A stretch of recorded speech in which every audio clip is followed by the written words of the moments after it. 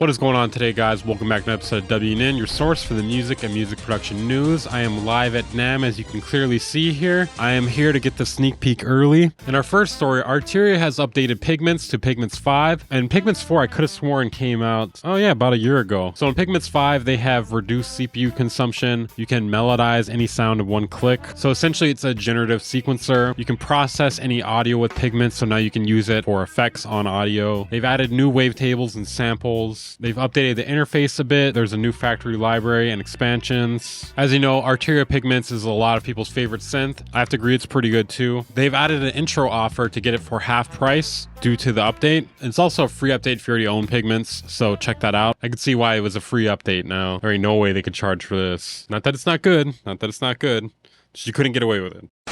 In our next story, we have some serious KORG impersonation out here, and I swear it's not me. I know I just uploaded a video named Fuck You KORG, but apparently there's somebody with, I swear this is not me, alright? Dear KORG family, it has come to our attention that someone with the email korgofficial.collaboration@gmail.com, this is not me, has been impersonating one of our staff and contacting people pretending to be part of an influencer program / artist program to scam them of money.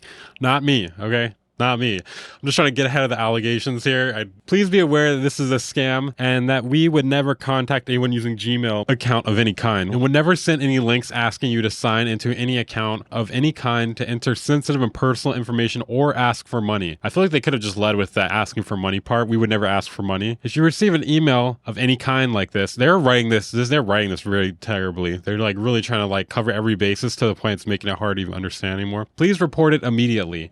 Thank you to all who notified us of this. With teamwork like this, we can help stop horrible people from taking advantage of others. Okay. It's not me, all right? That's not me. In our next story, we have something that will affect every single one of you here. Have you eaten at Burger King before? No? I don't really care for it either. But maybe now you will, because at Burger King, they're required to give you a crown every single time. They're required to offer you it. And on top of that, they have to say, "You rule," to every customer, regardless of age. So if you are 6 months old and you are maybe not walking into a Burger King, you make your way into a Burger King against your will, they have to say, "You rule." Either way, Burger King is still awful. And this is really degrading for humans who work there. Fuck you, Burger King. In our next story, we finally have an update to Apple Music paying out more for spatial audio music being submitted to their platform. So you may remember a little while back, I talked about how they were going to add more weight to songs that have spatial audio implemented with them. Well, apparently they're actually going to pay you more money.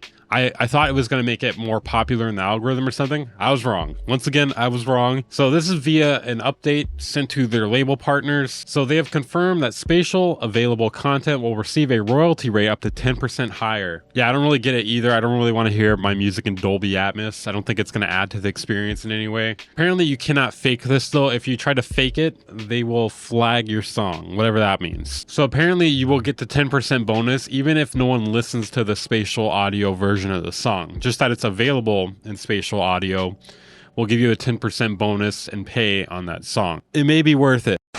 So as the parent company that owns Pioneer, aka Alpha Theta, lost their mind? I think so. I personally think so. In a similar move to what Elon Musk has done with Twitter, they decided to take Pioneer and rename it to Alpha Theta, taking a brand name that a lot of people know, Pioneer, DJ products, and just renaming it to something that hardly anyone knows who's not like tapped into the music industry. So this news comes from a news update on the Pioneer DJ website. So Alpha Theta obviously owns Pioneer. They own some other brands as well. They're trying to acquire Serato currently, and a lot of people are pushing back against that because they're basically owning quite a few of the DJ brands in existence. Alpha Theta Corporation, the designer and developer of products under the name Pioneer DJ, is pleased to announce new products under the brand Alpha Theta. Bad move. What are you thinking? What is wrong with you? Since the introduction of the CDJ 500 in 1994, Pioneer DJ has built a strong legacy of state-of-the-art products, and we decided we're going to completely just throw that away by naming it something else that no one recognizes. Now with products launching as Alpha Theta, we've created a brand that will propel us into the future. A future where no one knows who we are anymore. A future with no more brand recognition. A future where people are still going to call it Pioneer anyways because they're just like, what the hell is that? All right, in our next segment, it's time to point and laugh at AI. Yeah.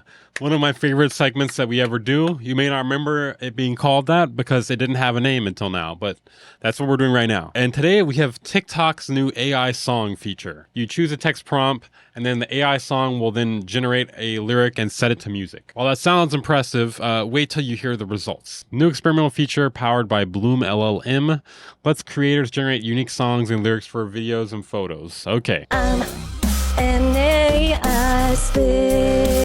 We don't have long in this industry, I don't think. Did you hear that? That's great. It's so experimental. Spitting rhymes so slick, got these humans wondering, is this such thing?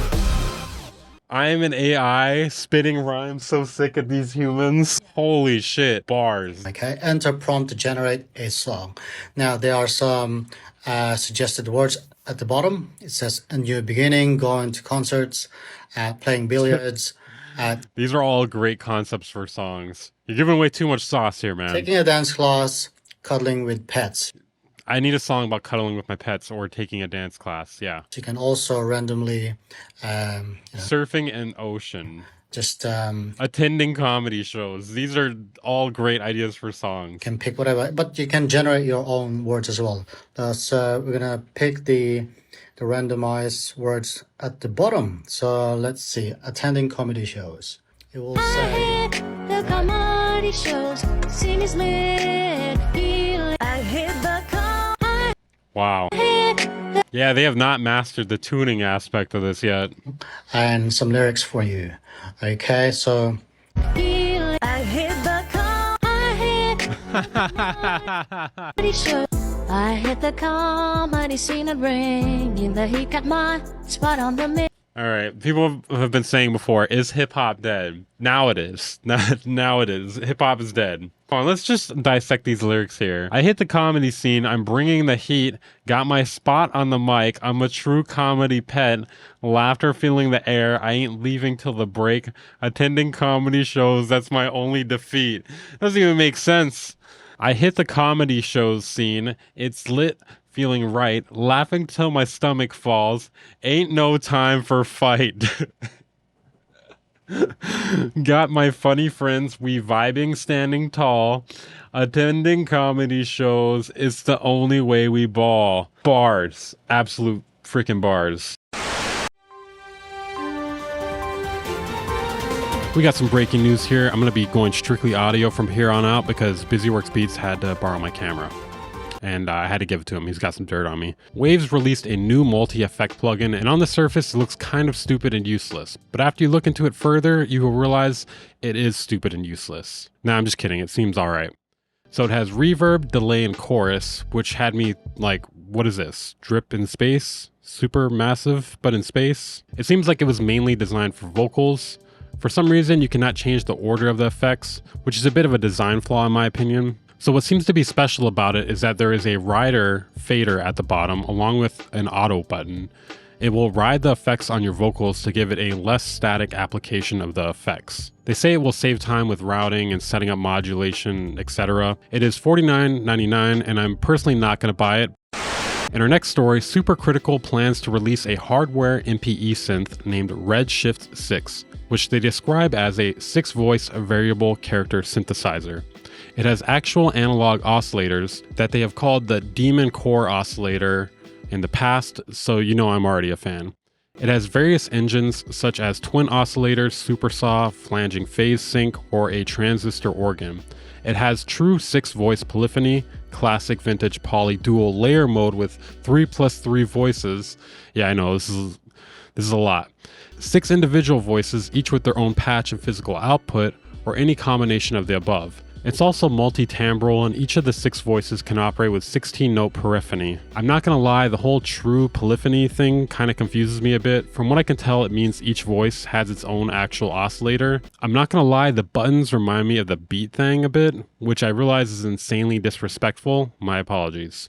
It has a 2.7-inch color screen. The filter is an analog 4-pole state variable filter that they say can act like almost any classic vintage synth filter. It is a synth that is analog but can be controlled digitally. It has effects, you can modulate it. You can pre-order it now, and the release should be this summer, and it will cost 1,259 euros.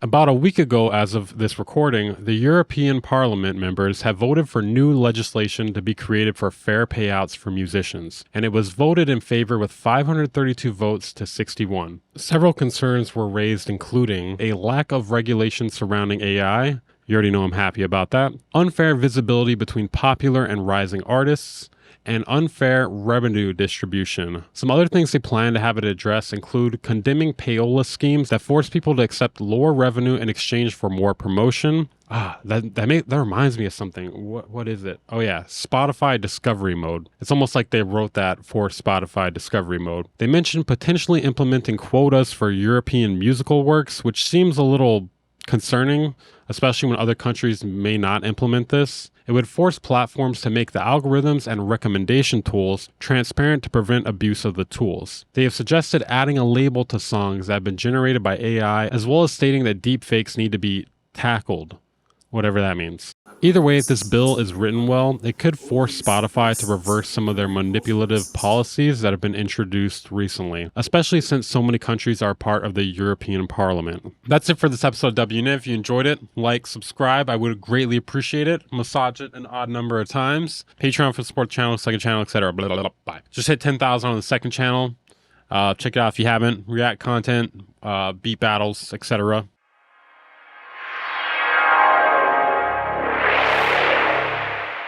Bang Incorporated.